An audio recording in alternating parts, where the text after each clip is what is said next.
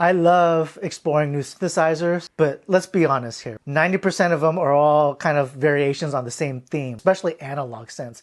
You've got oscillators and filters and envelopes. This one goes and the other one goes.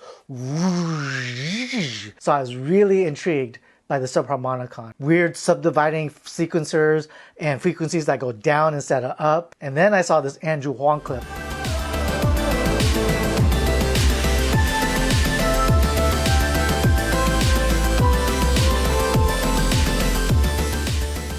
And I was like, yeah, let's do this.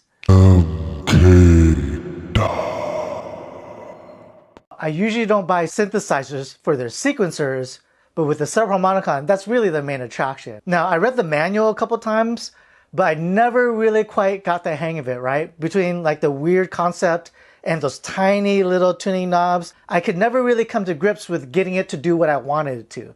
So it really just felt like I had to twiddle knobs until I found something that I liked. But when I did,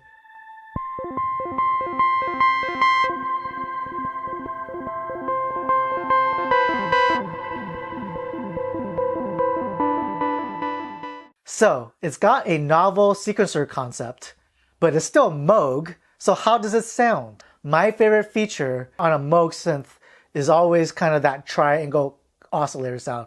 It sounds so different than anything else on any other synthesizer. And that's missing on the Subharmonicon. So maybe to me, and the way I use Moogs, it sounds a little less Moogy than some of my other Moog products. I didn't really gel with the sound until I stuck some effects on it.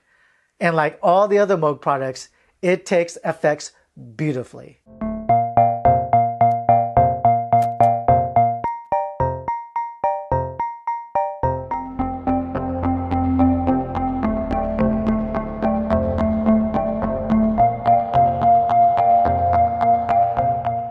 It's awesome, spectacularly awesome sample fodder, right? So if you're the type of person whose workflow is to sample interesting pieces or interesting sounds or interesting snippets and then build your tracks around that, it's hard to think of a more appropriate machine than the Subharmonicon. That would be a really awesome tool to add to your arsenal there. When I did build tracks around it, I was really, really happy.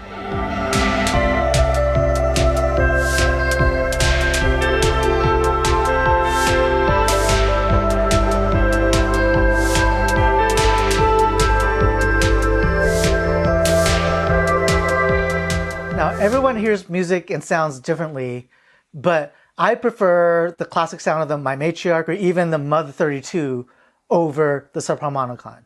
And if I'm being honest, I also prefer the classic sequencer of the Mother 32 or the Matriarch. That's not to say that there's something wrong with the Subharmonicon sequencer, but it just doesn't fit my workflow and the way I construct music. I actually run mostly a MIDI studio, and I usually kind of construct my tracks at the same time. So trying to work the Subharmonicon into my workflow was really, really difficult. Other issues I had with this, like I kind of wish it had a little bit more modulation possibilities. I really would have liked the ability to kind of modulate the tuning knobs a little bit, or maybe, but you know, those are kind of minor quibbles. If your studio is built around sampling and sample fodder, the Subharmonicon is an awesome, awesome box.